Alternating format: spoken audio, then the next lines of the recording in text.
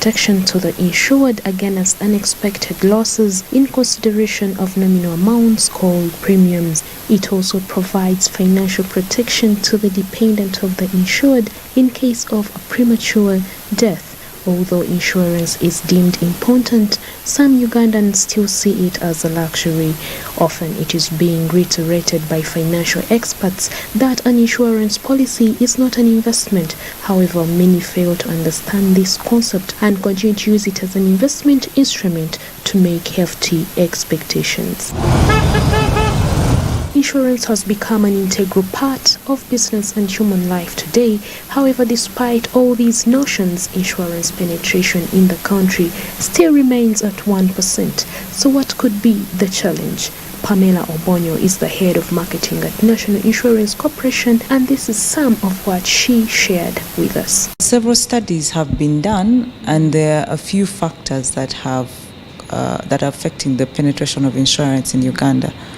One is public mistrust, low publicity about insurance, and then lastly, the range of products. Those are the three key areas that have been looked at. But over the last 2 years, IRA has seen ways to tackle each of those three huge issues. We've had publicity campaigns with IRA, IIU, and also other insurance companies. And we've also had introduction of microinsurance vigorously among the insurance companies that is backed by IRA. And also there is the new distribution channel, bancassurance, which allows better penetration of insurance services and products across the country. The sector is definitely growing. As the economy grows, the sector grows. But maybe it's not growing as fast as we want it to, but definitely the sector is growing. I mean, in the 1960s, there was only 2 insurance companies. Right now, we are over 33. So definitely the sector is growing, and there are new insurance companies coming on, which means that the market is ripe and there's projection of growth in the industry.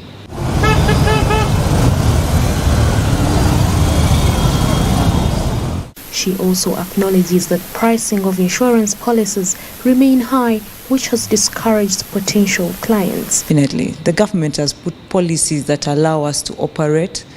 We have a regulator which wasn't there before to help us as a community, because we were under Bank of Uganda, but now we have our own regulator to specifically tackle insurance issues, which is why we have last year bancassurance was officially rolled out, and I believe all insurance companies have seen tremendous growth in their portfolios. And also with the oil industry slated to start soon, the government has put policies in place that a percentage has to remain in Uganda. So you find that insurance companies will be able to tap into that market. So definitely the government has put policies in place and has helped growth of the industry. One of the areas that the regulator, who is government, is pushing is microinsurance. These are micro products that will fit anyone's pocket for as low as 2,000 shillings. So we are rolling out products that are for every man in Uganda. A good example is agriculture insurance. The government pays a portion of the premium for agriculture once you get insured for up to 50%. So I think it's just a myth that insurance does not have products for the everyday man. Insurance has products for everyone and can be tailored to you. Fraud equally remains an outstanding obstacle to the insurance industry, which the regulator must deal with. As we start 2020, we want to warn the public, those who are thinking of getting involved in fraudulent activities regarding insurance or claiming insurance. We need the fraudsters now to be fully fought and stopped, because when there is fraud, this increases the cost of buying insurance, and as a result, people pay for the service which they do not consume. We have made various initiatives to address this, including the creation of fraud unit at the Insurance Regulatory Authority of Uganda. Working with the Uganda Police, we are sure that we will stamp out this vice. The Insurance Regulatory Authority of Uganda pledges its continued support and creation of a conducive regulatory environment as we support the initiatives geared towards increasing the desired penetrations of insurance in Uganda. But what are the benefits of being insured? Insurance has worked for me in a way that was 2011. I met my sister's OB, and that is Edman. He came to our offices and he talked to me about insurance. He talked to me about insuring my daughter for education insurance.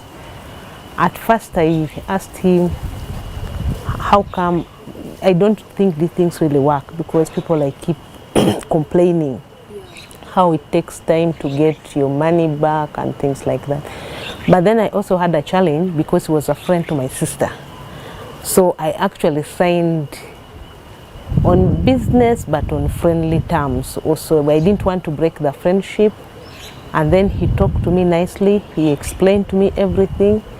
And he had also told me, what hit me actually was when he told me, Connie, in case you die, God forbid, people don't like talking about death, but in case you die, when you have not finished your term of your insurance, the insurance will still keep on putting money in your account until the time expires. That's because he said, if you finished, because he told me, if I remember very well, if you finish 3 years when you're paying consecutively, because he warned me, he said, if you are not sure, please don't sign in.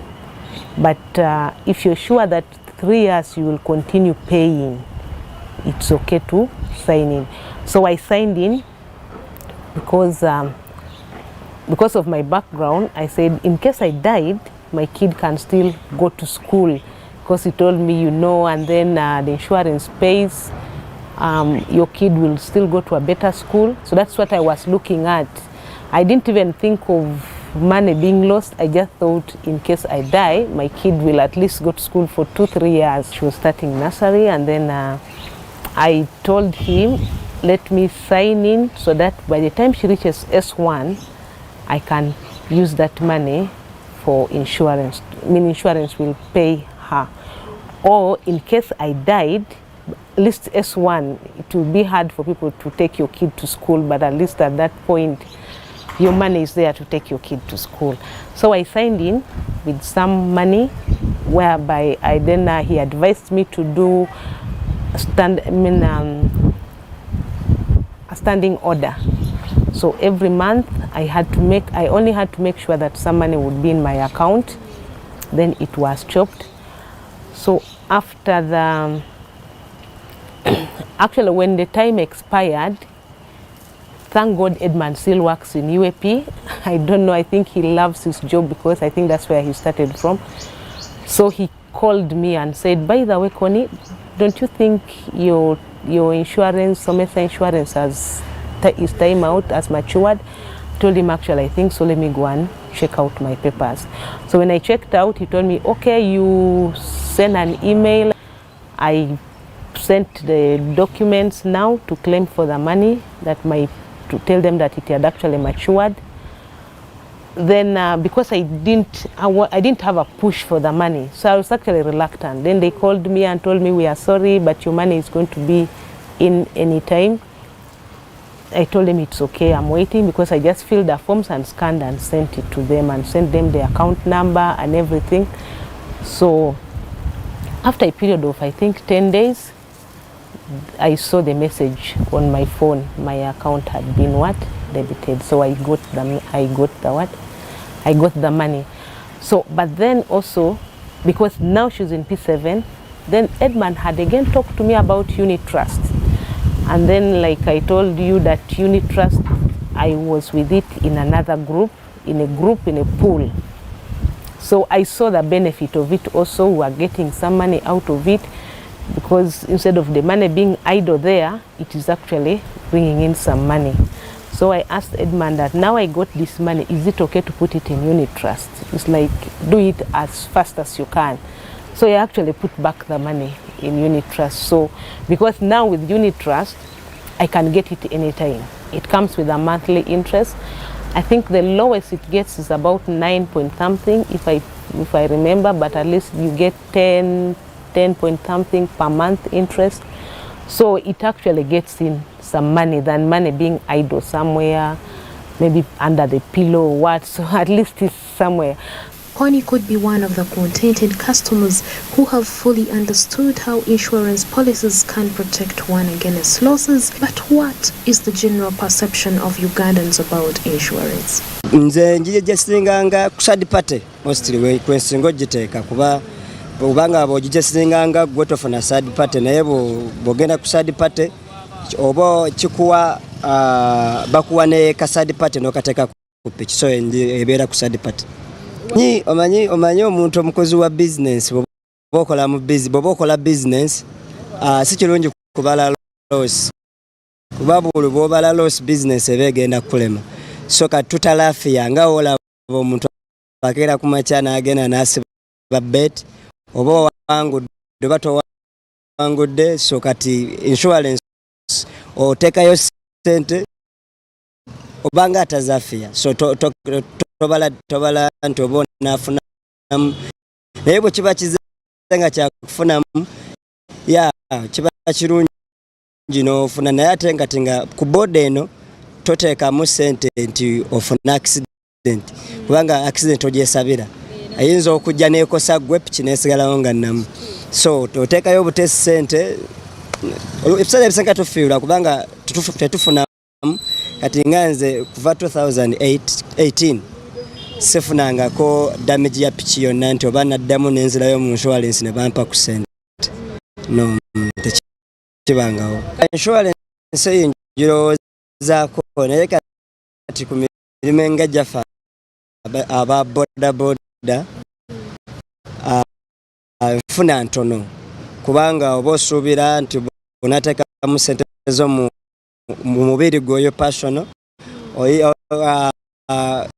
sente ziba nyingi kati oba otya kubanga kati ngeno insurance ya side part osasula $35 so kakati obalamu ezo sente gyoba ogendo zijja tobuvunanyizibwa bungi so ebyo nze ngamba mbirowoozaako naye mbirowoozaako maaso yonga ennyo enfuna yange yeyongeddeko kyemmanyi teri expensive kubanga kati mitoja 35 2018 2019 now 2020 so kati simanyi oba ne guno ngenda kufuna oba sigenda funa accident so kati bwobala sente ezo that is almost 850 yeah oba 1 million actually sinayo kinali nfunyemu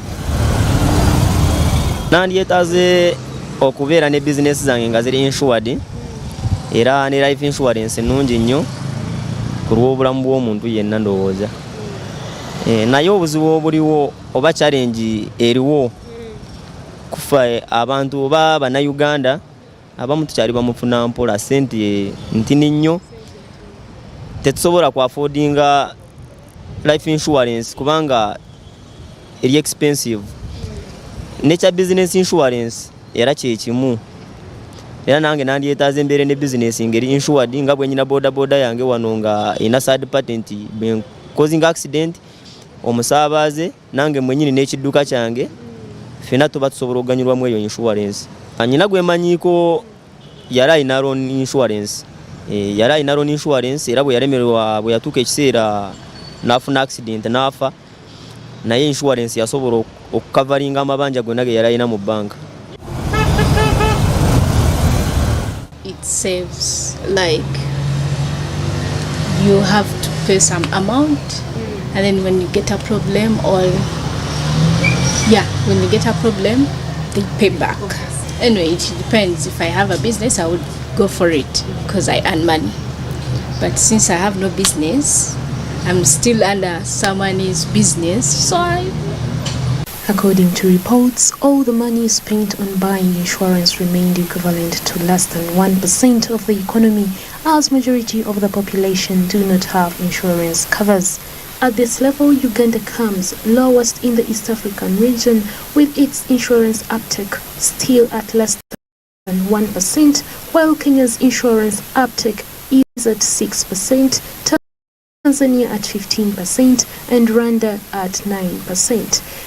According to the Insurance Regulatory Authority, Uganda's insurance industry currently has 128 licensed companies to transact insurance business, which is promising for the industry. Crystal Amanda, reporting for Smart 24 TV.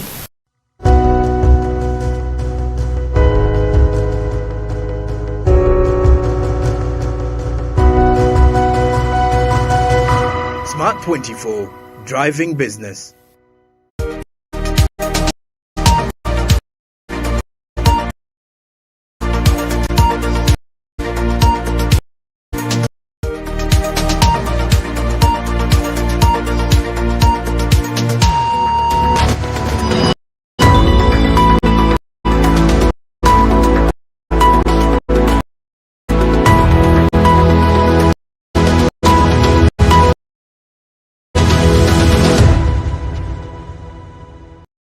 Kale nga president w'eggwanga His Excellency Yoweri Kaguta Museveni olunaku olwokutaano yagamba biliyoni ezikunukiriza mu bibiri ziveeyo ziweebwe kye tuyise abasuubuzi, of course betuyise ba small and medium enterprise, micro small and medium enterprise. Ezo nate zirukyafuukidde ddala oluyimba mu kibuga wano eky'e Kampala ne mu ggwanga lyattu Uganda. Nate mbaaniriza bassebo ne bannyabo enkya olunaku olwaleero. Nze Fred Makubuya ndi muzzukulu wa Lusimbi, musiibye mutya, mwebale emirimu gye mukwasako engalo. Abalwadde twongera okubasabira ate nammwe abafunye ebirungi eby'amaanyi twongera okutambulira wamu nammwe. Program Uganda Tukole ebeera ddala Monday paka Friday, of course okuviira ddala essaawa 5 ez'enkya y'olunaku olwaleero paka olwokutaano paka ssaawa 10 ez'olweggulo mwe tubeerawo okutunuulira ensonga enkulu ezibaddewo enkya y'olunaku olwaleero, of course n'ezitusuubira okubawo mu ggwanga lyattu erya Uganda, specifically of course ku ludda olw'ebyobusuubuzi. Era obanga oli mu bitundu ebyenjawulo gy'osinza okuba nga otulaba, you can be part and parts of this discussion. Of course genda ku social media platforms affe, genda ku Smart 24 TV eyo no, of course live ye YouTube channel kwaffe kwe tuli, otuwe obakabo otubuli ebintu bitambula bitya, covid yakoseza atya, business zitambula zitya, ate ku Facebook and Twitter.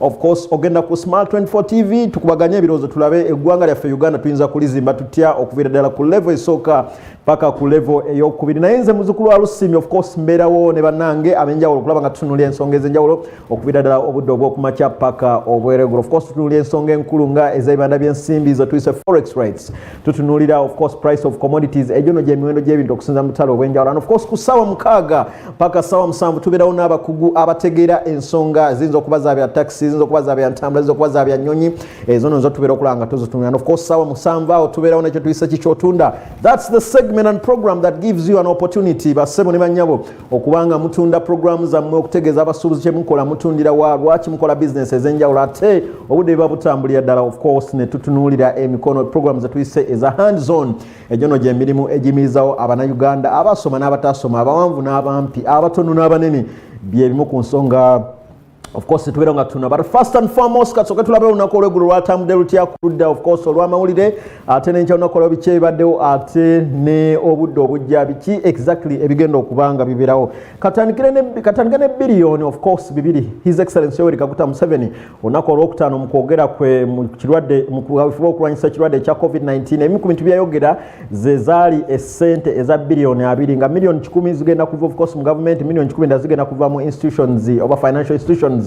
Olunaku olw'eggulo nonno ababaka of course be ba member of parliament baavuddeyo ne bateeka minister, the cabinet minister of finance planning and economic development omwami Honorable Matia Kasajja namuteeka ku nninga ku ssente zino of course lwaki ziyita mu DTB, ate of course discussion eno egenza okujjanga ssente zino zayisibwako mu DTB, abasuubuzi ne beekubira omulanga ne bagamba tebazirabanga n'obukwakkulizo obuziriko. So ze zimu ku nsonga ze batadde the honorable minister of finance planning and economic development Matia Kasaija ne bebuuza ddala ne ssente zino zigenda kubaza abannayuganda oba n'abantu bonna engeri gye tuli nti ekirwadde kya COVID-19 tekiri mu Kampala bula kiri mu bitundu ebyenjawulo kati no bebavudde ne bateeka minisita oyo ku nninga ayongere okubannyonnyola ssente zino n'engeri gye bagenda okuba nga bazifunamu n'obukwakkulizo obuziriko ate zireme kuyamba bannakampala bokka wabula n'abannayuganda bonna abalina bizinesi entonotono abawangaalira mu bitundu ebyenjawulo. Katuyingire omukulembeze w'eggwanga His Excellence Yoweri Kaguta Museveni onako olw'eggulo yasinzidde maka ge wanene mu bitundu eby'e Nakasero n'asinkana ne Ssaabasajja Kabaka Ronald Mwenda Mutebi oyo ne Kabaka wa Buganda.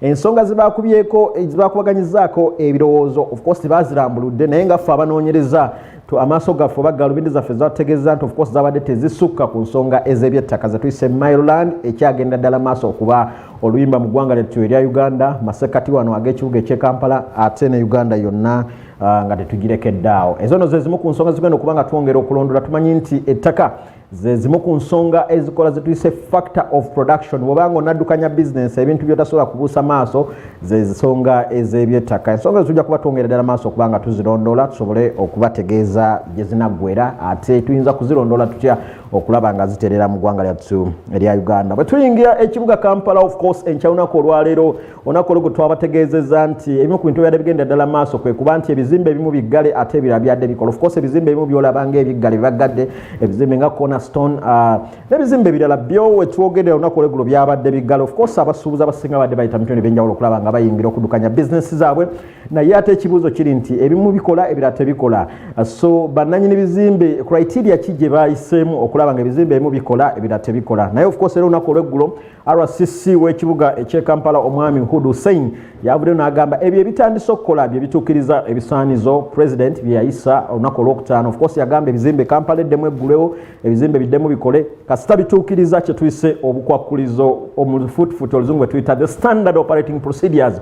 Omwono mwe muli okubeera ne gun of course temperature gun mwe muli okuba ne certificate of compliance. Certificate of compliance ogifuna ng'oyise mu KCCA mulimu directorate ekwasaganya ensonga ezo ewa mwami Daniel Okero oyo ne director akwasaganya ensonga ezo. So certificate of compliance basebo ne banyabo zirina kuva mu kitongole ekya KCCA. Of course arcades endala zo zigende ddala maaso okubanga business itambula wadde ng'ate abaguzi abayingira wansi eyo batonotono. Ate bwe tuyingira ensonga z'ebyokweza of course ebyentambula emiwendo gy'ebintu nga ffe TV y'omusuubuzi tulina okulondoola ensonga ezenkulu byongedde okubanga byekanama okusingira ddala ku ludda olwa anti-taxi eziri ku luguudo zo ntonotono ate nga abasaabaze abeetaaga ozikozesa bangi. Ekyo nno kitutadde mu mbeera ey'okuba nti ebisale eby'ebyentambula mu ggwanga lyattu erya Uganda eyongedde okuba nga eri waggulu. Ekyo nno nakyo ate kyongedde okuba nga tukyenamiza. Bwe tudde era ku bavuzi b'emmotoka of course mu bitundu ebyenjawulo bavuddeyo ne basaba gavumenti obudde bwa kafyu muno mwe muli abasajja abavuzi ba taxi n'abavuzi ba bus wamu n'ababodaboda bavuddeyo ne basaba gavumenti eyongere okutunula mu nsonga eya kafyu. Kafyu president bwayogera olunaku olwokutaano yatugamba kesigaleyo ku ssaawa mpaka ssaawa 11 n'ekitundu of course obudde obw'okumakya naye bavuddeyo ne basaba gavumenti esobole okulaba nga eyongera mu nsonga gituyise ey'obudde obwa kafyu anti kino kibakosezza era kibakosezezza ddala nnyo ku nsonga y'okuddukanya bizinesi zaabwe mu bitundu ebyenjawulo. Of course era baddereeva nga bwe mbategeeza ng'ovudde ku nsonga ya kafyu basaba gavumenti eyongere ddala okulaba nga ebawa obukuumi mu ngeri gye baddukanyamu bizinesi zaabwe engeri gye tuli ntukyali mu kaweefube okulwanyisa ekirwadde n'akawuka kano ke tuyise aka COVID-19 situation. Katuyingire ensonga z'abasomesa wadde wiiki ewedde ebibuuzo eby'abaganda baffe abaatula ekibiina ekya senior 4 oba senior ey'okuna aba Uganda certificates of education. Masomero mangi we twogera kati tebaafuna bigezo byabwe. Kino nno kyongedde ddala mu maaso nabo okubanga kibennyamiza ne basaba gavumenti eviireyo ddala esobole okulaba nga etangaasa oba nga eruŋŋamya embeera efaananako bweti mu ggwanga lyattu Uganda. Of course we tudde ate ku bilioni 2 ezaayo abasomesa nga twakava mu muggalo guli ogwasooka. Basomesa bangi bavuddeyo ne bagamba ssente zino tebaazifuna era ne basaba gavumenti weewaawo nabo eyongere okubalowoozaako wadde nga bawa abasuubuzi bilioni 2 mu kwogera okusembyeyo nabo ze babasuubiza mu mwaka guli gavumenti bagisabye esobole okuviirayo ddala okulaba nga etangaaza ensonga ekwata ku ssente bwe zityo abasomesa basobole nabo okuba nga batambula. Tudda ku ludda olw'amakanisa bassebo ne bannyabo of course abakulembeze ab'enjawulo okuva maddiini ag'enjawulo bavuddeyo ne basaba gavumenti nabo eyongere okubatunuulira anti kino bakitadde ku nsonga y'okubagula bw'obanga ogudde kikuubo n'oggula Kampala business zongere okutambula why not the church lwaki ekkanisa tebazigula bwe ziba nga nazo zirina obusobozi okulaba nga zigobera ebiragiro bya pulezidenti nyongera obajjukiza nti ebimu kwogera pulezidenti bye yayogerako ekkanisa yaziwa ennaku endala 6 egyo nno gy'emyezi 2 okulaba nga bongera okwekenneenya ensonga efaananako bweti katuyingire ku ludda olw'amakooti of course courts of law in Uganda batutegeezezza of course nga bayita mwogezi waabwe nti ebbanga eritali lyawala bagenda kutandika okuwulirwa emisango egy'abaganda baffe abaava mu kalulu nga tisiba mativu era alipoota zitulaga nti ebitundu eby'embaale ne Kampala bebasinga okuba ne petitions oba okwemulugunya okwava mu byokulonda olw'akalulu akawedde aka 2020 mu ggwanga lyattu erya Uganda. Of course tekinologiya katumalize n'ensonga ya tekinologiya bo abakugu mu nsonga za tekinologiya batulaze ne bagamba nti senga abasuubuzi temwettanira nsonga ya kosa tekinologiya bizinesi zammwe zigenda kukola loss ebitundu 6 ku buli kikumi mu fuuti kino badde bategeeza nti ekkuba erinza okutuyamba okuvumbula bizinesi ezibadde zifudde oba n'eziyinza obutaddangulu y'ensonga ya tekinologiya awo nange wensinzira ne mbagamba nze nga Fred Makubuya muzzukulu wa Lusimbi ekimbeeza wano okuviira ddala Monday to Friday of course kwe kubaweereza tusobole okubawa omwagano mulange bizinesi zammwe nga muyita mu segments ez'enjawulo. That is some of the information ladies and gentlemen ebaddewo enkyawunaku oluwedde n'enkyawunaku olw'okumakya n'eyaleero ate ne tukubira ne toki biki ebigendera ddala maaso. Of course later on tujja kuba twegattirwako omusajja omukugu mu nsonga za tekinologiya mwami Kawooya Innocent oyo nno yakulya fintech oba betuyise aba high people ye ayongera otutaanya nti ddala tekinologiya tumwetaaga mu mbeera muno we tuba tumwetaaga kikyayinza okutuyamba kikye twetaaga okubanga twettanira embeera ezifaananako bwezito. Of course in the different institutions of course the education sector be it in the business sector be it in the insurance sector to mention but a few. That is part of the stories ezikoze amawulire enkya yonako lwalero and of course bwe tuba tuvuddeawo tugenda kudda of course tugenda kutunuulira ensonga zatuyise the forex rates tebye tuyise ebibanda by'ensimbi bitambula bitya of course Bank of Uganda Opportunity Bank and the Midwest Forex Bureau ate tutunuulire obutale gy'owangaalira Kalerwe Katanga I beg your pardon Kalerwe Kitintale Gayaza Nakasero Kireka ensonga zitambula ziteeza and of course namwe abandyagadde okutambula okozesa ennyonyi zetuyise za Uganda ez'Ekenya ez'Etanzania mwagala genda Dubai kola ki kulya ku ssente oba kusaasaanya oba kulaba baganda bammwe just maybe to pay us visit. That and more, of course, after this very short commercial break.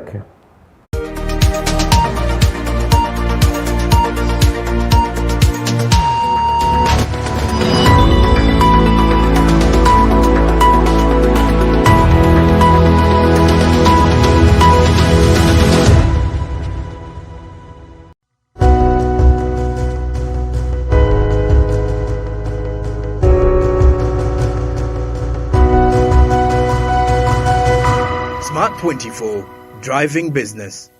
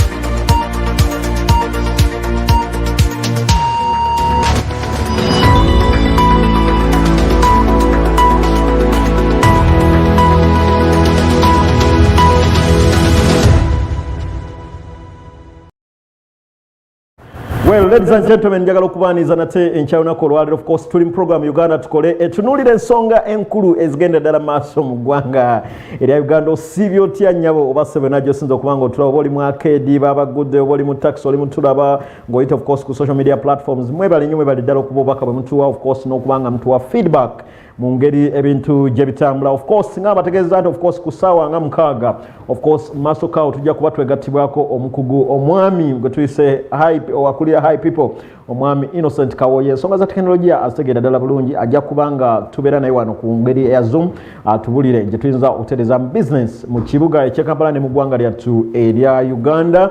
Oyo no Innocent Kawoye gwe tujja okubanga tuli naye ku nkola ya Zoom. Ayongera tunyonyola tuyinza kukozesa tutya tekinologiya okulaba nga tuvumbula business now that the president of this country, His Excellency Yoweri Kaguta Museveni, atukkiriza okubanga tudamu okola business. But away from that, of course, njaga tunule ensonga y'ebibanda by'ensimbi enkyalunako olwaleero ebintu bitambudde bitya okusinziira ku banka enkulu y'eggwanga lyattu erya Uganda kye tuyise Opportunity Bank and Midwest Forex Bureau. Of course, katandike ne banka enkulu ey'eggwanga lyattu erya Uganda tulabe ate dollar ne pounds ate euros IRS zo zitambudde zitya. Of course, enkya olunaku olwaleero mu program gye tuyise eya Uganda Tukole etukubiriza Abannayuganda of course okuviira ddala ku makya okwongera okulaba nga tuddukanya business mu bitundu ebyenjawulo.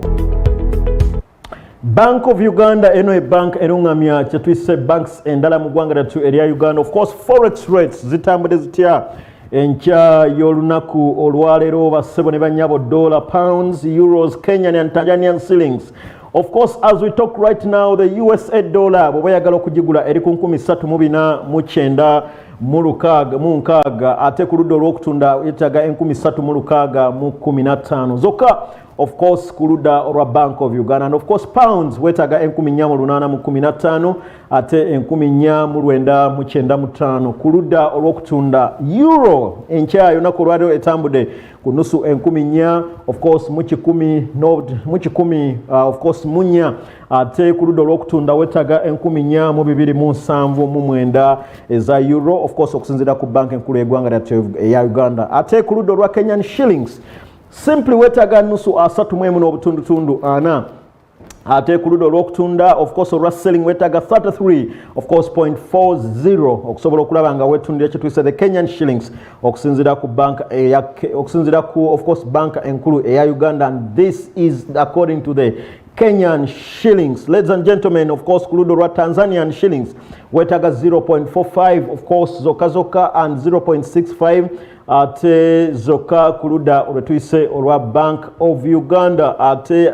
finally wetudda ku ludda olwa IRS weetaaga 48.35%, 43.8. This is of course definitely an hourly update that comes to you live here on Smart 24 TV chatwise TV y'omusuubuzi mu ggwanga lyattu erya Uganda. That is according to what we call banka enkulu ey'eggwanga lyattu erya Uganda. This is the Bank of Uganda esangibwawo ku State Square. Just in case oyina ssente zo nga wandyagadde okukyusa yingira buyingizi State Square awo ojja kulaba ng'olaba banka enkulu ey'eggwanga olabe ebintu ebitambula. What happens to other banks like Opportunity Bank? Banka enkulu webanga eri ku ssente zifaanana bwe zityo ate bo aba Opportunity ebintu bitambula bitya mu ggwanga lyattu ekkulu erya Uganda. Dollar, pounds, shillings zo zitambudde zitya ku ludda olwo lwe tuyise olwa Opportunity Bank. So just in case oba oli mu bitundu ebyenjawulo gweyingira buyingiza Opportunity Bank olabe dollar, pounds, sterlings ate zo zitambudde zitya ku ludda olwo olwa Opportunity Bank. Katulabe enkyawunako olwaleero baganda baffe baneno aba Opportunity Bank kye batugamba USA dollar of course eri ku 353 ku ludda olw'okugula ate bwetudda ku ludda olw'okutunda weetaaga 3,508 zokka okusobola okubanga wetundira of course USA dollar nga if you want to sell of course USA dollar according to Opportunity Bank weetaaga 3,508 zokka is of course USA dollar. And this is of course this is an update from Opportunity Bank. And of course oba ina dollars entonotono weetaaga 3,400 zokka because ziba ntonotono ogenda okwesanga. That's why the figure is a bit down. That's my thinking, but of course my thinking is built on the fact that dollars ntonotono ate demand and supply of course tumanyi nti yesinga okinfluencinga ensonga zino ez'ebibanda by'ensimbi. Ate 3,508 zokka zo weetaaga ku ludda olwa dollars entonotono of course bw'oyingira bank gye tuyise eya Opportunity Bank.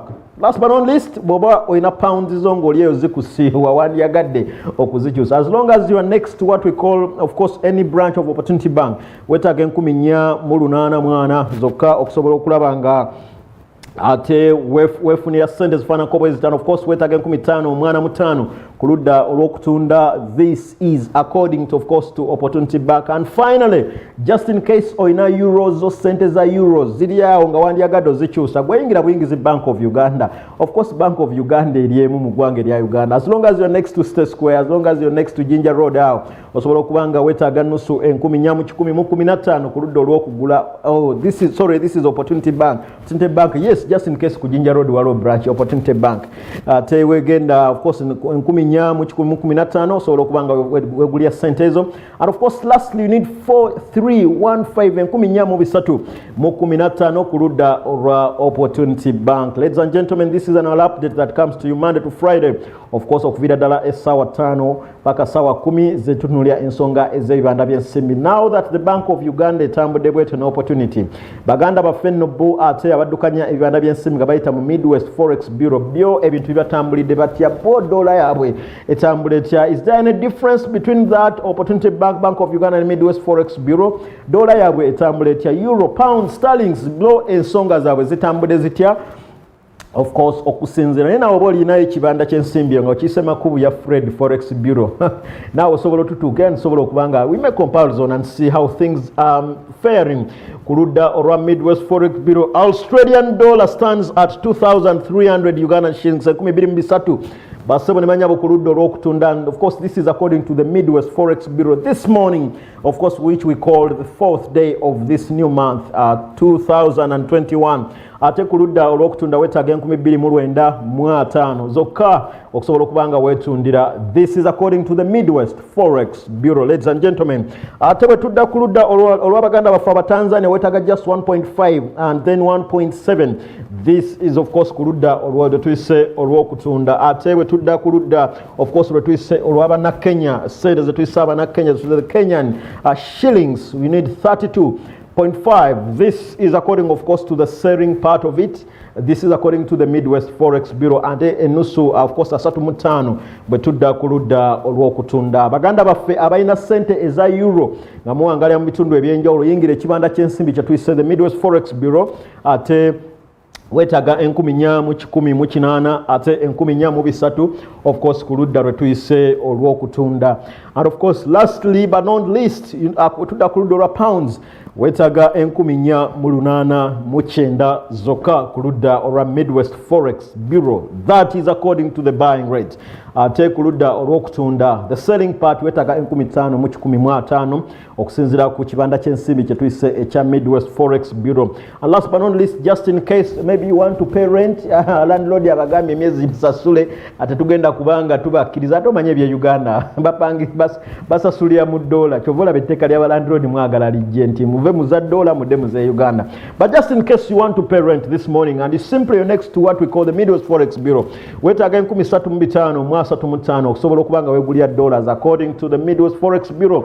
Ate kuludda olw'okutunda wetaaga 35, I beg your pardon, wetaaga of course nusu 35,7 3,570 Uganda, not Ugandan shillings, USA dollar, just in case oyagala kye tuyise okutunda. This is according to what we call the Midwest Forex Bureau. Ladies and gentlemen, just in case you want to exchange money or next to Bank of Uganda, simply walk in.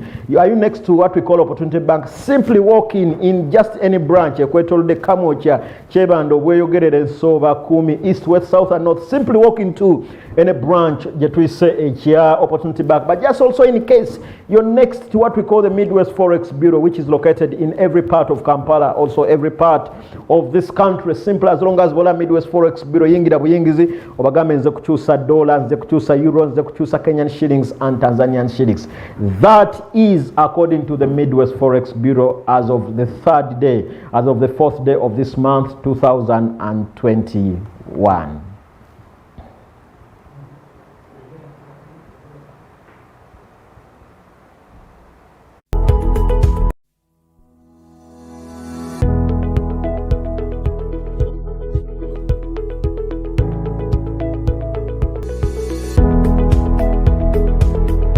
Kampala ky'ekibuga ekikulu ekijjudde of course ebintu ebyenjawulo bw'obanga olina akasente k'omutwalo gumu mutwalo ebiri 13,000 14,000 tosobola kusula njala wabula kye weetaaga kumanya obutale busangibwawo abaani ababuddukanya baani abatunda ebisinga bw'obanga oli mu kibuga Kampala sigala Nakasero bw'obanga oli ku Gayaz Road sigala Kaleerwe just in case oli between Nakawa East and West waliwo Nakawa oba oli bweyogerere waliwo bweyogerere oba oli Kireka of course oba oli ku Entebbe Road tulina obusaabo nga obutale nga of course bwe tuyise obwa Usafu but simple kye weetaaga okumanya nti oliddawa era akatale kyakakuli okumpi okusobola okumanya ebintu engeri gye bitambula mu ggwanga lyattu erya Uganda bassebo ne banyamwe atuvudde ku bibanda by'ensimbi katulabe ebintu ebitambudde enkyawunako olwado of course this update comes to you every morning of course we consult tetubaleetera buleetezi ne tubawa nti kati enkota y'amatooke eri ku mitwalo 8 bwe kyoyinza okukola yingira kye tuyise of course akatale ak'enjawulo yingira akatale ke tuyise ako Kaleerwe osobola okubanga wefuniye ebintu yingira ak'Enakawa yingira Kitintale yingira akanakasero ke tuyise akali wano masekati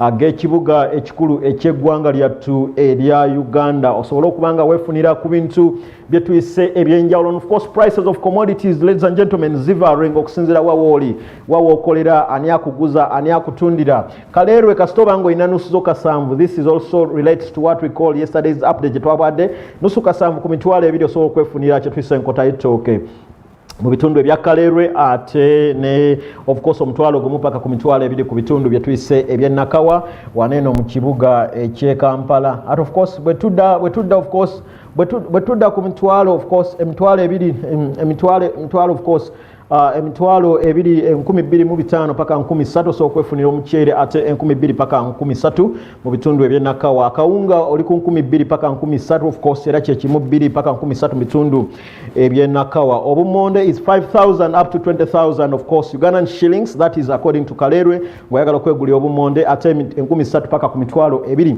osobola okubanga weefunira kye tuyise obumonde mu bitundu eby'Enakawa last but not least weba wetaaga lumonde wetaaga 2,000 paka 4,000 as long as oli mu bitundu Kaleerwe ate of course 2,500 paka ku 15,000 mu bitundu eby'Enakawa ate just in case oyagala okulya ku muwogo enkyawunako olwaleero weetaaga nusu 10 paka 3,000 okugula of course asobola okutwazako depending on the size of your family and depending on how much you can actually consume and of course 1,000 up to 3,000 that is according to Kaleerwe market and Nakawa this morning naye ate of course nga tuvudde kye tuyise wane Gayaza Road ne Nakawa katulabe Kitintale byo ebintu ate enkyawunako olwaleero bitambudde bitya ne mu bitundu ebya Nakasero market kuludda of course olwa emmere ebintu ebitambudde enkya y'olunaku olwaleero mu bitundu ebya Nakasero take tuyise of course Nakasero tumanyi nti kasangibwa mu bitundu byanene bya Kampala Central Division ate Kitintale eri mu constituency tuyise ya Nakawes of course omutwalo gumu n'ekitundu paka mutwalo gumu mu kanaana enkota y'ettooke ate omutwalo gumu n'ekitundu paka ku mitwalo 3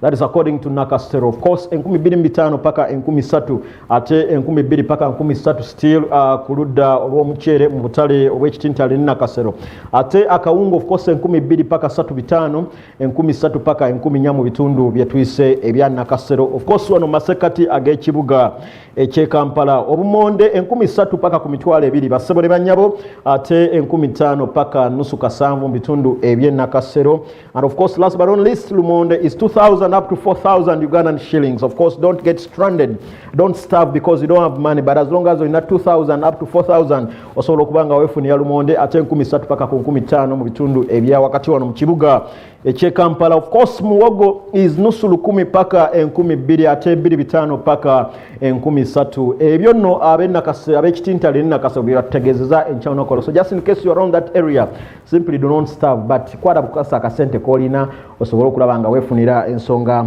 ezifaananako bwe zityo kati ate bwe tudda ku bitundu ebyenva of course tolya mmere enkalu nga bulijjo wetaaga obeereko n'akanyama wetaaga spicing a bit wetaaga okuba n'ennyaanya you just need to spice up a bit osobola okulaba nga ebintu bitambula so you need to do some goat's meat wetaaga okulya ku nnyama ey'embuzi wetaaga okulya ku nnyama ey'ente wetaaga okulya ku nkoko of course wina off layer tulina zino ezibiika nezikola ki nga wetaaga ensonga ezifaananako bwe zityo what you all need to do is simply walk into any of these markets osobole okulaba nga weefunira ku of course ku ebintu ebitambula bwe bityo. Of course ensonga of course ez'obutale ku ludda olw'ennyama enva muzirabye, goat's meat, tomatoes, chicken, beef of layer chicken and fish. That is an hourly update basebo ne banyabo okulaba ebintu nga bwe bitambudde. But just in case gwe wandyagadde enkoko, olye ku nkoko ye Dubai, olye ku nkoko ye Kenya, olye ku nkoko ya oyinza okwesanga CM neya wano. Naye ate bo Entebbe International Airport ze tuyise flights zo zitambudde zitya. Yes, the president did open this country and you have the freedom to travel. Just in case oyagala kuyingira ggwanga, biki bye weetaaga okumanya, ate just in case oyagala kufuluma Uganda ogere ebitundu ebyenjawulo, bitambudde bitya enkya y'olunaku olwaleero. Ebyo bikulu twetaaga okubanga tubimanya bassebo ne bannyabo, tulabe ebintu ebigenda okubanga bitambudde, ate ennyonyi ki ezingire eggwanga lyattu Uganda, ennyonyi ki ezitambula. Weetaaga okumanya otambula ogenda wa, weetaaga okumanya ani gw'olina okutambula naye obudde ki. Let's begin with the departure, ladies and gentlemen. As usual, of course, when we see departure, it means ennyonyi zino ziva mu ggwanga lyattu erya Uganda nga zifuluma zigenda wa, bye tugenda okubanga tula. The first column of course indicates time, bwe budde ennyonyi zino zitambula. Of course this is flight, ate waneno wetula. If it means departure, of course this column must have two. Kitegeeza ennyonyi eno eba esimbula ng'eva mu ggwanga lyattu erya Uganda ng'egenda wa. The column of two, it means ennyonyi gy'eba egenda. Ate bwe tudda ku ludda, of course this is the airline ennyonyi egenda okubanga ekutambuza. And of course this is a figure, just like taxi ne webanga weba ne number plate, n'ennyonyi nazo zina number plate zaabwe, just to break it down, to spice it down to omuntu wa wansi. But of course as we talk right now, it's our ogenda okwesanga number plate of course ye flight nga bwogamba nti emmotoka ya mwami Makubuya ayina gundi ogenda okwesanga kati senga ogenda okwesanga nti WB435 eno nno yeeba yaki. Of course it is a Rwanda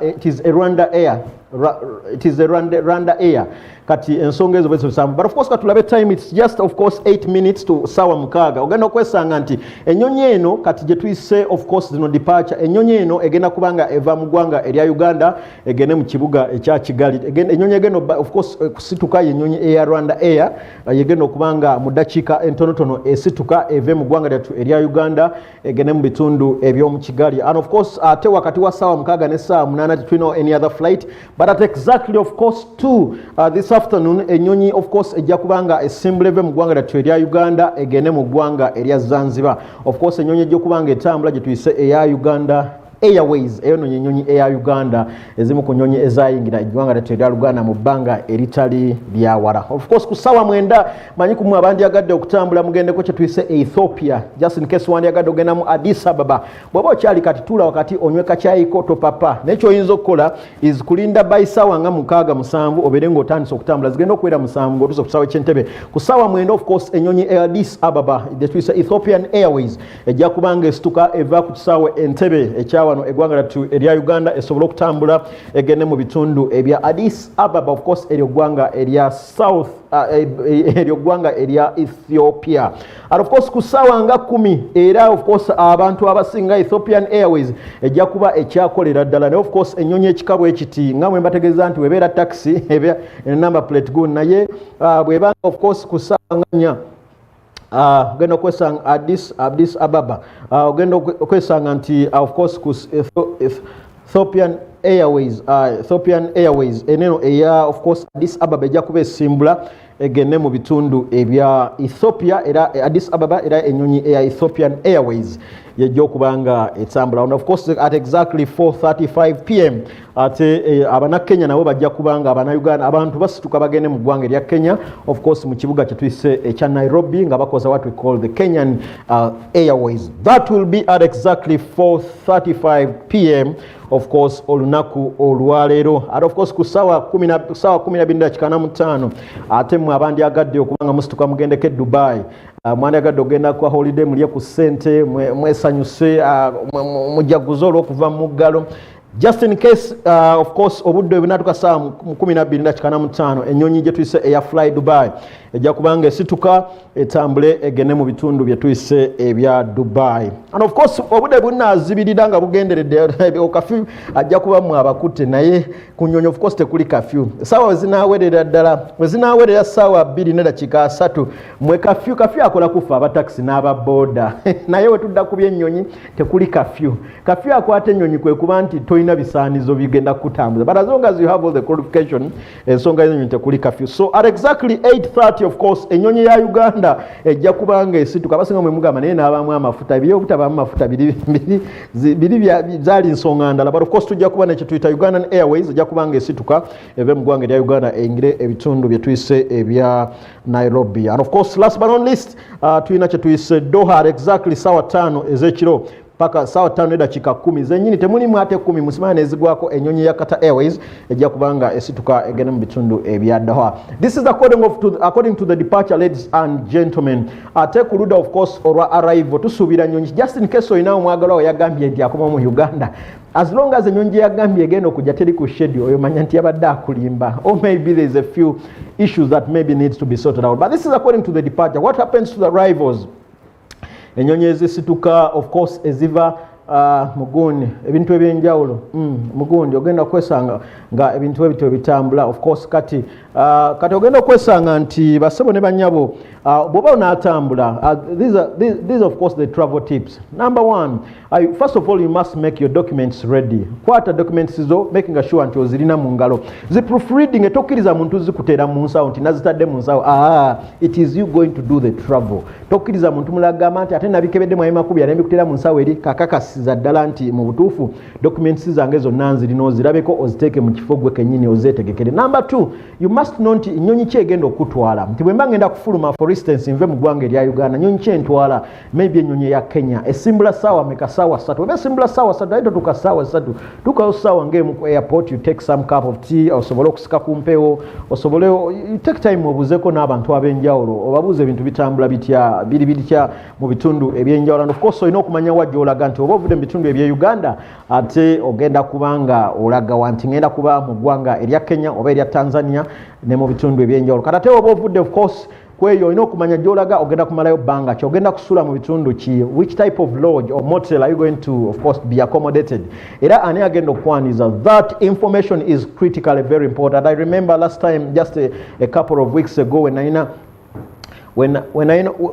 know of course I had a few friends of mine abali bava mitundu ebya Europe bagenda okujja nowedde nga tubasuubira tubamanyi ne tuba n'emmotoka ezabapiikinga ne tumanya nti bagenda kusula mu hotel so and so bagenda kumalawo ennaku bwezi ti bageze kukola kino era ennaku ezo ezaggwawo. Of course we were lucky that before the president did lock this country, of course that was before 18th, baali nga bali safe and they had already travelled back to their places of residence. But of course it is important that omanye ebikulu ebyo okusobola okutambula ate n'obanga toyina buzibu bugenda kubanga bukutuukako. So quickly, what do we need to do? Make your documents ready. Ebiwandiiko bibe nga ready. Number 2, know the time of departure. Osimbula saawa mmeka okuva ku kisaawa eky'Entebbe. If you know it, you are leaving at exactly 10. So get to the airport as early as you can so that you prepare yourself. You refresh yourself osobola okubanga obwongo butereera omanye ennyonyi ki gy'ogenda okulinnya nti ngenda kukozesa maybe ya Qatar Airways oba ya Uganda oba ya Kenya. Bw'oba ovudde ku eyo omanye nti ngenda wano ne wano.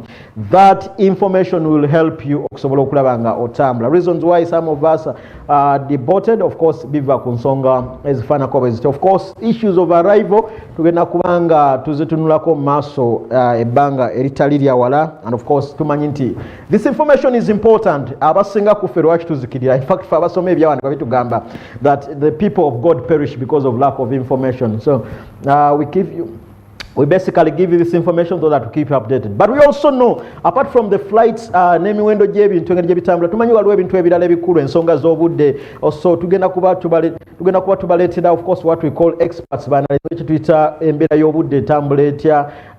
Of course ku lunaku olwokutaano of course tugenda kuba tutunulira embeera z'obudde. Of course twogera ku mbeera y'obudde tumanya obudde bwa musana oba obudde bwa mpeewobwewo. Tumanyi nti ebimu ku bintu ebiremesa ennyonyi okutambula as long as obudde bwa kiddedde mulimu it is cloudy singa entambula y'ennyonyi ebamu obuzibu. So we'll give you that update ladies and gentlemen okwongera okubawa information gy'osinga okwetaaga. Bw'oba osaba okwetaaga bw'oba oyagala kumanya kutambula biki by'olina okumanya embeera y'obudde etambula etya. Some of you are farmers mwandyagadde okulima manyi nti very soon season ya kasooli season y'ebinyeebwa egenda kuba etandika. So waliwo abasuubuzi mulimu abasuubuzi betumanyi nti mu emirimu gyammwe mu exportinga mutwala ebyennyanja mu bitundu ebyenjawulo naye nga temuyita of course nga temuyita muyitira wansi ku mazzi ate nga of course mukozesa kyetuyise ennyonyi zino, and so olina okumanya nti ogenda wa ate olaga wa kiki kyolina okukola oyinza kutambula atyo. But that's our dedication, and of course as I talk right now it is just exactly of course 12 AM this morning. Of course tugenda kuba tutunuulira ensonga enkulu. Have an expert of course 12 noon, I beg your pardon, ziri sawa mukaaga wenjogerera kati ziweze, tugenda kuba nga twongera okutunuulira ensonga enkulu ezigendera ddala mu maaso mu ggwanga lyattu erya Uganda. Tovaawo.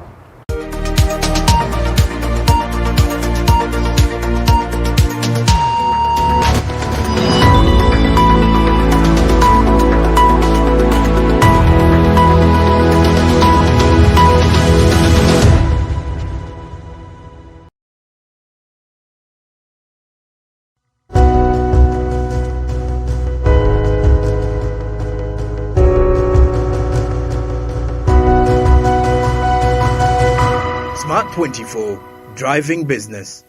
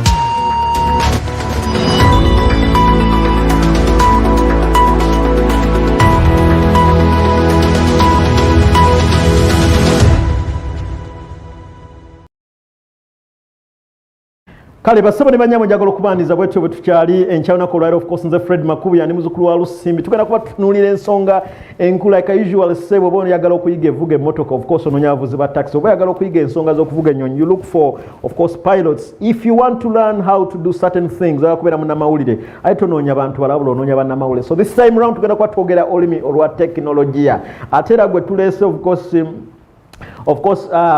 gwe tuleese of course musajja mukugu mu nsonga za tekinologiya Mr. Kawoya Innocent ono nno musajja ye CEO owa high people wabe tuyisa aba fintech. If there is anything to do with technology kyewetaga okubanga omanya of course tokubira muntu yenayina okubira Kawoya Innocent gwe tugenda okubanga tukubaganya naye ebirowoozo ku mbeera ya business bwetambula. Of course what is his view for the 42 days okuba nti abaana bali waka batudde kiki ekiyinza okukolebwa okulaba nga yes abasinga twagitetinga education okuba nti edda online kino kisobokera ddala kiti abasinga kumwe musubula ebintu ebweru but of course covid yatukubye atulese ku ttaka. So what are we going to do? Tugenda kukola tutya okulaba nga tutereeza obusuubuzi nti seetaga kugenda mu bitundu byebweru okulaba nga nsuubula naye nsobola okuba nga ndi mu ggwanga lyattu erya Uganda ne ntuma omuntu n'asobola okundeetera ebintu byange. How possible is it okulaba nga nkolagana ebintu ebifaananako bweti naye nga ssente zange tezibbibwa?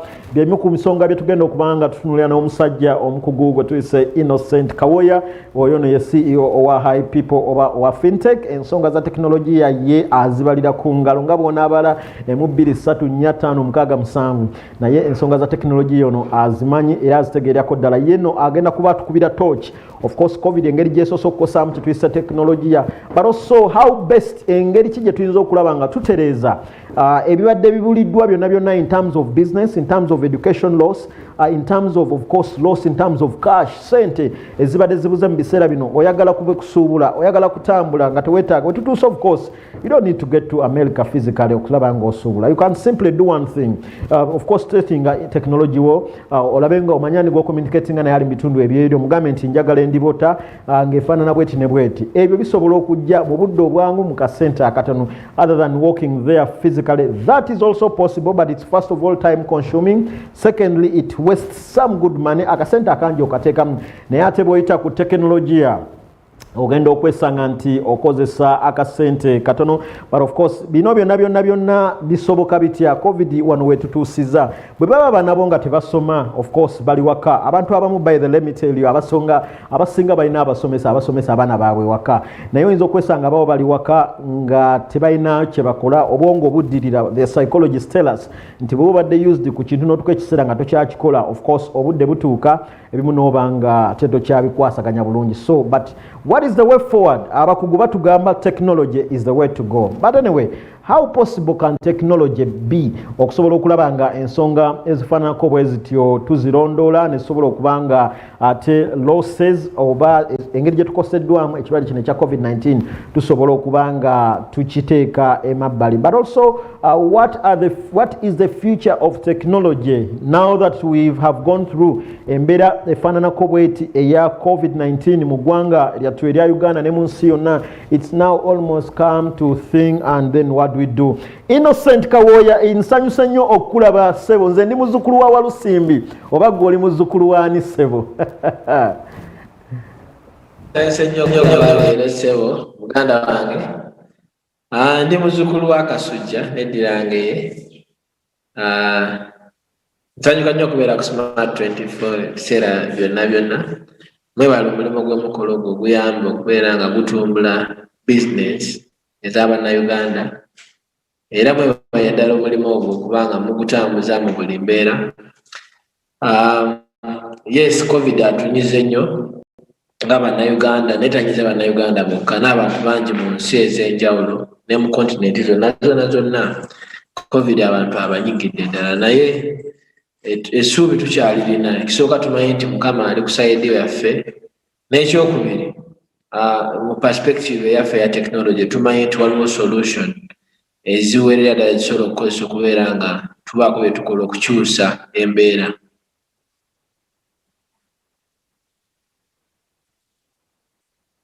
In your background, I see 40 days of fintech. I am going to make you pay for this advertisement. Anyway, I am just joking. What is the 40 days and 40, of course, 40 days for the fintech mean? 40 days for the fintech, it's an initiative that we ran last year. Iranga initiative eno run in partnership with Moja Loop Foundation, Cross Lake Technologies, Modest Box. Iranga proudly sponsored by Level 1 Projects initiative via Gates Foundation with partners abali local n'abali international. Twina partners abenjawulo ezo financial technology companies. Fintech etegeeza financial technology. Financial technology companies bebamu kuba kutuusaako ebintu ebikuyamba okubeera nga okozesa tekinologiya mu bintu ebya bulijjo naddala mu byensasula. Okubeera nga osobola okusasula nga mobile money, mobile banking, okubeera nga osobola okugula ebintu mu dduuka nga tokoseza cash wonna woogenda, okubeera nga olina bank card osobola ogenda ewantu n'ogula amafuta ku oba kerosene oba petrol w'emmotoka n'omugula ne card ewantu wonna woogenda, okubeera nga okozesa zi code QR code okusasula, okubeera nga osobola okubeera nga osavinga ssente ku mobile money, okubeera nga osobola okwewola ssente ng'okozesa mobile phone yo ne weewola n'ofuna loan nga ku weewole mo cash n'ebirala, okubeera nga osobola okubeera ne insurance nga z'owulira ze bayita ayo insurance ogifunira ku ssimu yo tewedakisa kumala kutambula genda kufuna poliisi empanvu. So ebintu ebyo byonna bwe bityo byemu ku bikolebwa mu space ya financial technology. Abamu muwulidde ku cryptography oba ekiriko mu gye bayita blockchain technology oba cryptocurrency, muwulidde bitcoin. Ebyo byonna innovation zonna ziri mu mbeera yemu. Abagala okubeera mu investment banking oba gye bayita financial advisory ne robo advisory ky'omuntu okeera ng'olinawo nyinawo omutwalo gwange nyinawo njagala gusiga ntya nga sirabye muntu yenna technology oyo akola okukuyambako ng'akuadvisinga n'akulaga opportunity weziri na biki yenna agwa mu tuluba lirimu era fintech wa financial technology. N'olwekyo 40 days for the fintechs initiative ya high people era nga ekuŋŋaanya fintech stories ne companies eza financial technology 40 buli mwaka nezireeta mu maaso g'abantu babeera nga balaba ebintu ebyenjawulo ebikolebwa mu education, ebikolebwa mu culture, ebikolebwa mu byobulamu, ebikolebwa mu sector zonna mu gavumenti naye nga biyamba omuntu wa bulijjo nga nze nga Fred n'abalo okubeera nga batuusibwako services mu budde ate nga ziri affordable nga ebisale byabo bisobola.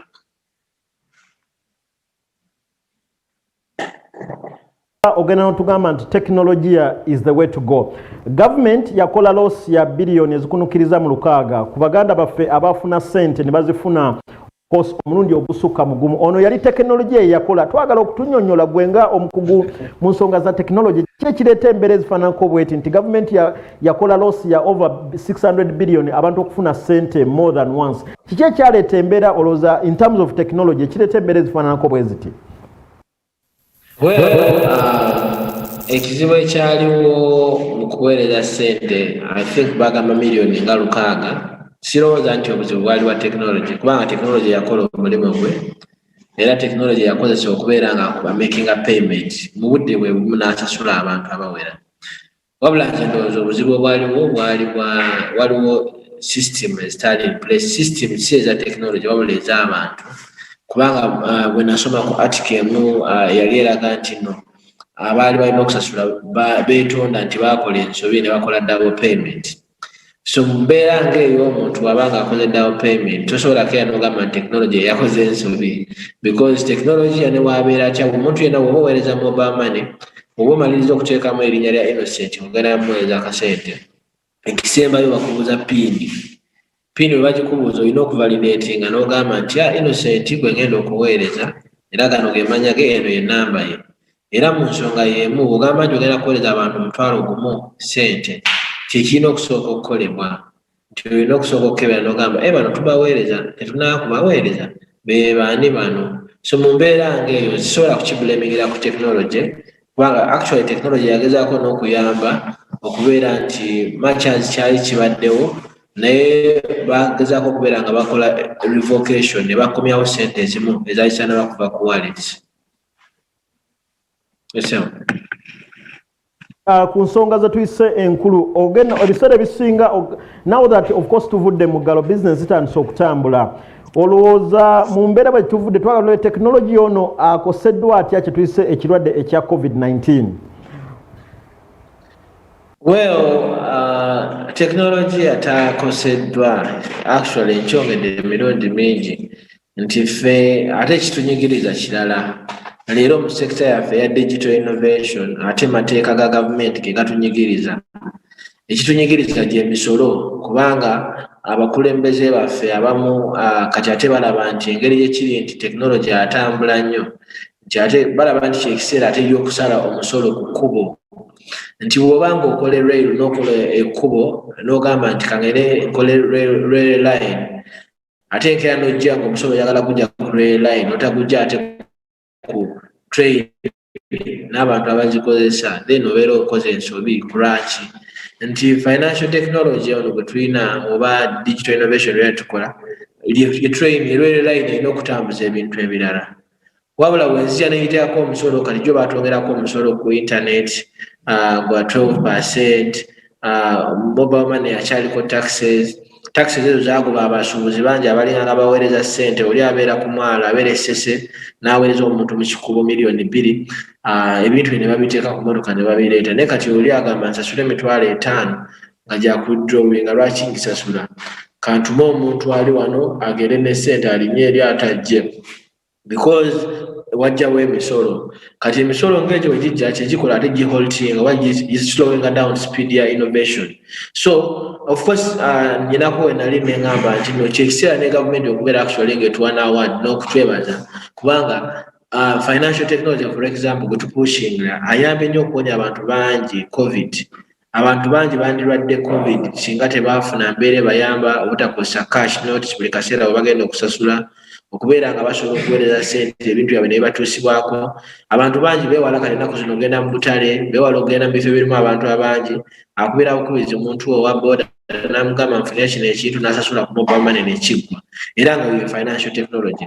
Wabula mu buufu bwe bumu kitulowooza nti bwe wabeerawo amateeka oba policies ne regulations ezitakoleddwa kubeera nga ate ziyamba kuzimba zezitu affecting era kati right now kyekizibu kye tulina the discussion esimu okubeera ey'amaanyi mu sector yaffe ne mu sakozi yaffe yonna yonna eri around misolo era nga tulowooza nti gavumenti ekiseera egikwatemu because ate egitusiba nayo gigisiba mu mbeera y'emu.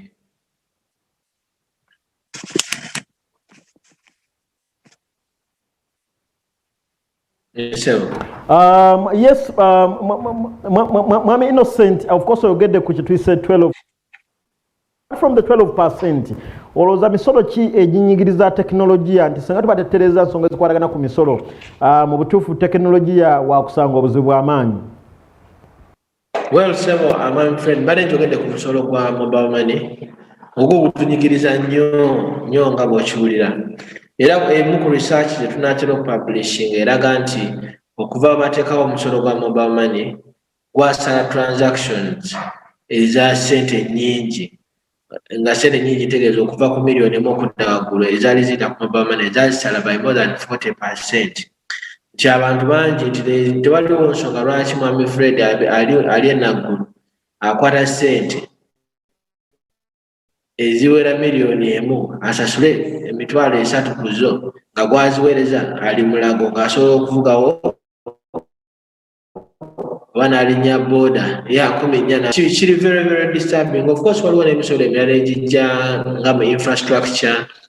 For example waliwo gye bayita USSD technology etuyambako and kati USSD technology ayambako okubeera nga abantu abasinga baaccessinga financial services nga mobile money n'ebirala naye ejo ekuyamba okuaccessinga nga code zino zi *156 *1252 *165 bwezityo.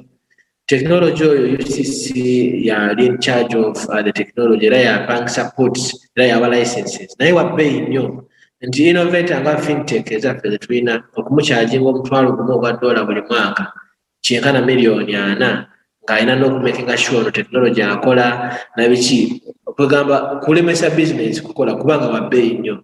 Yeti nga tulowooza nti mu mbeera y'emu baregulators baffe banabadde bayamba n'ebibeera by'ebintu bino nga biri ku cost either at no cost okukkiriza innovation oba at cost eziyamba obuyambi kubeera nga ziservicinga innovation infrastructure zino netubeera nga zisobola okukkiriza abantu bangi okuzikozesa.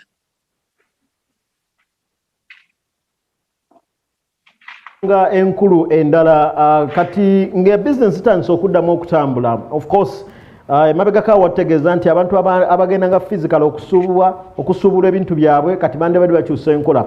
Education system yo wetwogera kati eri wansi mwabakugu mutugamba nti kati ekkuba erimu erinza okutuyamba okutereeza ensonga zino ya tekinologiya. Bwe tutandikira n'ensonga z'ebyokwerinda olowooza tekinologiya ayinza kuyamba atya ensonga ez'ebyokwerinda abasuubuzi okugenda ebweru n'abaganda baffe abalala abenyigira mu bizinesi ez'enjawulo?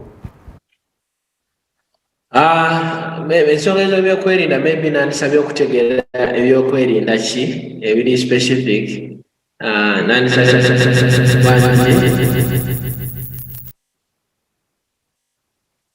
security. I beg your pardon. Mbadde nsaba nti ku byokwerinda mbadde nsaba ebyokwerinda ki in specific.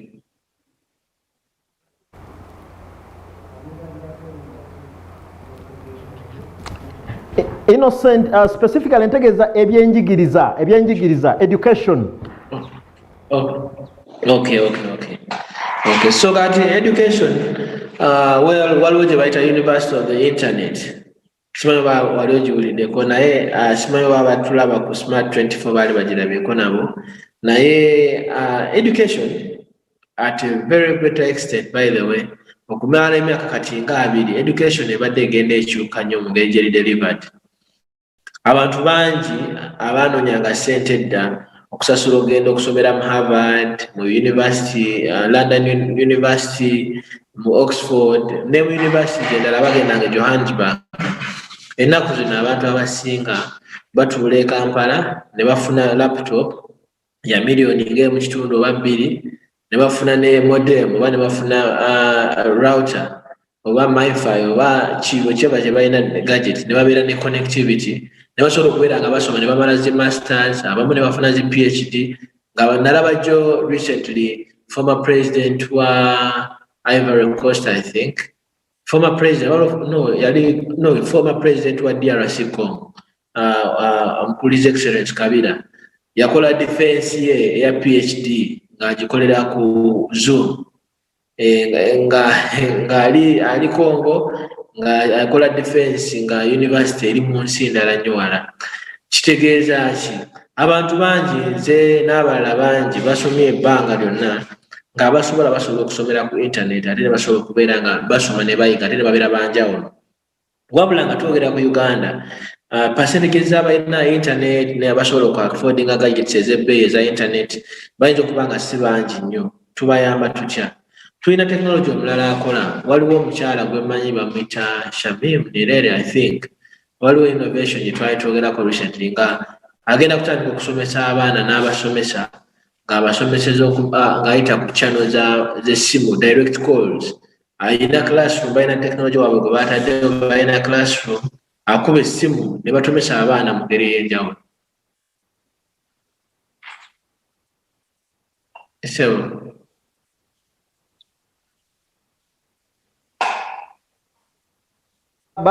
basitulanga mu nnyonyi ne bagenda ne basuubula, naye ate ggwe otutegeeza nti that's not the way to go. Osobola okukwata akasente. Nsobola ntya okukwata sente zange ne nzisindika eri ebweru ne batanziba nefuna n'ebintu ebiri exact nga nkozesa ensonga eno eya tekinologiya? Well, kakati kibeerawo mu kusuubula, of course waliwo mu space mulimu n'abafere bangi tetusobola kukyewala kubanga abantu bangi bakozesa loophole, era nga wolaba bakifeesi we bajja ne bakusanga ewantu ne bagala okuba akatayimbwa ng'olina ssente. Actually recently twalabako ka video ak'omuntu gwe babbako ssente ku Mawanda Road nga miliyoni ezo 5 zokka naye nga pikipiki 6 zimwesimbyemu zagala kumuggyako akasente because akalina mu cash. Naye ssente ezo singa ali azirina nga ziri ku mobile wallet ye tewalina omu yandibadde amugobera, tewalina omu yabadde aziraba.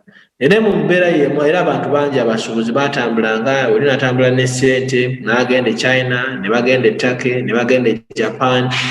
No matter what ky'osuubula, oba osuubula mipiira, oba osuubula ngoye, kyonna ky'osuubula.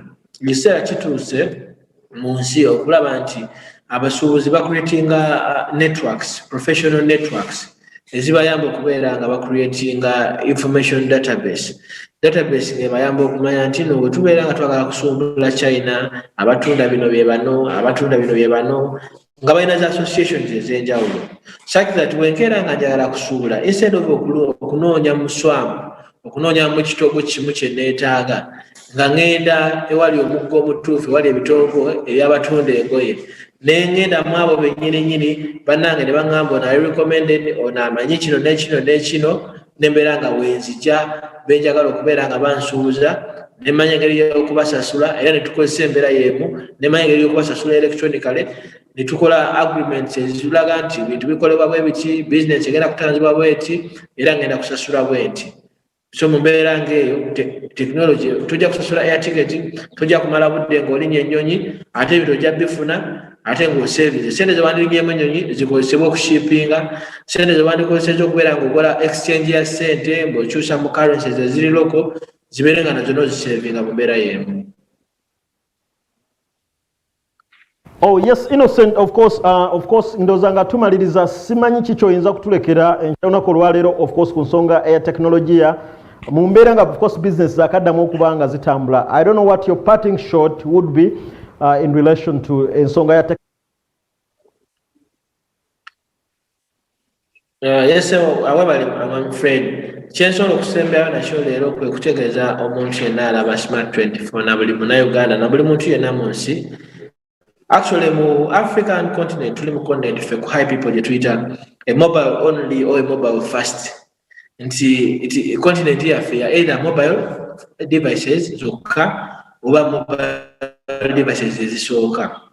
So mbeera ngeyo nga tugenda ku mobile only or mobile first, abantu abagula smartphone berero bejagala okugamba buli muntu alina smartphone nga ogikozesa kukuba simu nakubeera ku WhatsApp kunoonya bifaananyi by'abawala, kunoonya bifaananyi by'abasajja.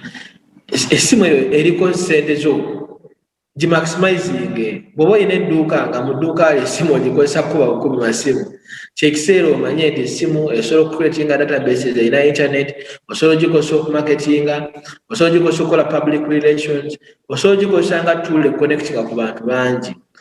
Bw'obanga renti mungi mu dduuka, kati sibamu omutima otundeko nga tosasudde renti olawo ebintu binaatambula. Bw'oba ng'okutambula kati kuzibuwadde ate ng'olina owaboda asobola okutambuza by'otunda, kati sibamu omutima onoonyeko ku bakasitoma aba bulijjo osobole okubeera ng'obaguza mu mbeera y'emu naye ng'okozesa essimu yo. Smartphone ze mulina wetisa obugagga, bw'oba agigula $300 olina obugagga bwa miliyoni nga 5 obusitudde mu ngalo naye tobukozesa. Oba agigula $800 olina obugagga bungi naye kiweetaako gikozesa nti gikozese effectively and efficiently, because ffe kati tumaze omwaka gumu n'ekitundu tetravelinga wantu wonna genda mu conferences ez'enjawulo ze tubeerangamu, naye ate zonna tubadde nazo tebalinamu gye twali tumisinze. Right now tubali turunninga 40 days for the fintechs initiative. Ennaku leero tuli ku day 24 naye zonna tuzirwanize online, tewali wa missinga, abantu tubasomesa ku bwerere buli lunaku mu mbeera y'emu yonna nti tulina activity esingako ne gye twabeera nayo mu physical events ate ng'eri even more affordable mu mbeera ezimu oba endala. So kyembakubiriza buli alina essimu gikozese maximumly. Ow'essimu ey'amapeesa abantu bakasitoma baweereze messages bakubire gula minutes zino zibatula 300 okubire bakasitoma 3 bajjukize nti okyalina products era okyaliwo mu katale sayino tebakubeerabira. Mu mbeera ng'eyo buli omu ajja kwewunya ebinaava mu engagement ez'okukozesa essimu yo because tuli mu mobile only or mobile first continent. Webale nnyo. Thank you so much. Naye waliwo kana akakulu kesitasobola kukulekera. First of all, I'm going to pay you for the advertisement of the 40 days fintech. But away from that, waliwo ensonga ya banking. Sisobola kukuleka nga togikonyeeko. Olwo tukolayidinga mu banks okugenda okuwaayo ssente mu batoola. Olowooza ensonga ya banking eno tuyinza gikola tutya? Kisoboka okuba nti ntudde waka nenvayalinga akasente kange nga seetaaze genda watteera. Olwo ensonga tuyinza kukola tutya? Well, waliwo channels ez'enjawulo ez'okukola banking. For instance, omuntu wabanga akuŋŋaanya miliyoni emu ku business olunaku, leero omuntu alina mobile banking asobola okubeera ne ssente ekifo kyayo okutambula ogenda mu bank because mobile money agent buli naku agenda mu bank nga ssente z'alina. Ssente ziteekebwa mobile money agent aziteeke ku simu yo oziweereze ku bank account, oba ziteekebwa mobile banking agent banking directly nga seetakise kugenda waki mu bank kugenda wattera. Mu mbeera ng'eyo kyonna kyonna era olaba kitambulira around mobile buli wamu. So kyenkubiriza buli muntu alina bank account nga tonnaba kugirigesa alinga kubeera ng'ekola mobile functions, genda ebeere ng'esobola okukkiriza okubeera ng'ojja ssente kuva ku simu yo paka ku bank account yo. Atasobola zifuna kuva ku banka paka ku simu yo, naawe kola kyekimu bakuregisteringe osobole okubeera nga obulamu bukanguyira ku ssente zisobola okutambula ecosystem. Bank tellers batono nnyo okusinziira ku namba y'aba agent abali mu nsi, so basobola okutusavinga more affordably and more easily okusinga okutambula ogenda mu banka buli kaseera. Innocent Kawoya, asante sana. Webale nnyo, webale ddala for being generous of course with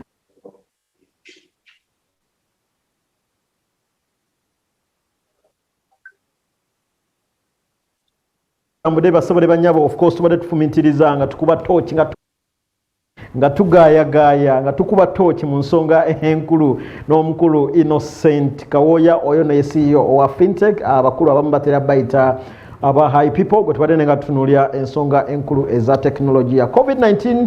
Bagamba omuntu atamuyizeemu oyo nno abeera musirusiru, naye abantu bonna abayiseemu of course the 42 days of lockdown eri eyasooka of course which was faced gradually. Bw'oba nga tolina kyoyizeemu then kitegeeza there's a problem with you. But one thing I know is that every Ugandan, whether short or tall, oba mumpi, oba munene, oba muwanvu, oba afaanana atya, whether is muna Uganda, Muganda, Musoga, Munyankole, whichever, avamu east, west, south and north, one thing I am convinced is that every Ugandan has picked a lesson out of every single COVID-19 situation we have created. Tukonye ku nsonga eza teknologiya. Of course manyi nti okusinza ku statistics tulaga nti ebitundu 6 mu 5 ku buli 100 bantu mu Uganda abayina kye tuyise smartphones. But however, out of that percentage, bantu batono nnyo nno ate bo abakozesa teknologiya ku nsonga esobola okubanga zibayamba. Some of us use technology to gossip. Maybe it is okay but some people bakozesa kye tuyita teknologiya either to transact business, of course to do meetings, beneficial meetings, abalala bakozesa teknologiya of course okufuna sponsorships, abalala bakozesa teknologiya okulaba nga basavinga ssente ze bantadde mu bintu ebyenjawulo. So tubale tukuba, where has COVID-19 left us? The only one of the other alternatives etusobola kubanga tutambulira ddala mu kaweefube okulaba nga tunormalizing a business yesonga ya technology. Of course tukonye ku different institutions. One of the sectors that tukonyeko of course is the education sector. Tumanyi nti ezimu ku ministries ezisinza okukosebwa mu ggwanga lyattu erya Uganda ye sector oba ye ministry gye tuyise eya Ministry of Education and Sports. Of course tubadde mu biseera ebya Olympics, ogenza okwesanga nti okuflying okuvaana ogenda mu bitundu ebyenjawulo. Of course you need to do a number of tests okutuuka eri ne bangera okukebera Olympics okugenda mu maaso nga bannayuganda bonna teba participating ensi yonna, just a few or a handsome of them, ogenda okwesanga nga awo yembeera gye tubadde tutambuliddemu ku ludda eya education sector. Naye tulowooza nti senga ensonga ezo zibanga of course ziteredde nga tukozesa teknologiya ate tusobola okubanga eggwanga lyattu Uganda tuyina level tusobola okulijja tubeeko we tulitwala. Kansooke nnyo ku lwendo lw'otuzi bassebo ne bannyabo bwe tukomawo tugenda kutunula how technology can be used okusobola okulaba nga tuvumbula business okulaba nga tuziza engulu tovaawo.